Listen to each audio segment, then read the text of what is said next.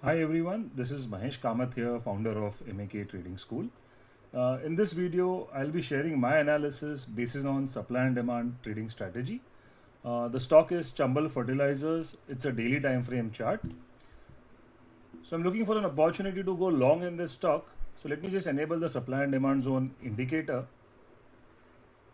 So once I apply the indicator, it will plot the institutional supply and demand zones. So if you see, there is a base rally formation on the daily time frame, and the value is around 382. So I'm looking to go long when the stock pulls back to this demand zone slightly above the proximal line, and the recent swing high, which is around 420 levels, would be my first target for the stock.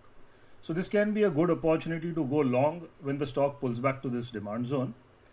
And friends, supply demand trading strategy is a very simple strategy which focuses only on 4 formations, 2 for demand and 2 for supply.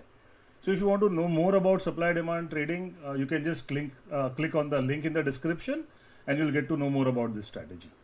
So thank you for watching, friends, and keep following us for more such engaging videos and nuggets on supply and demand trading. Thank you, friends.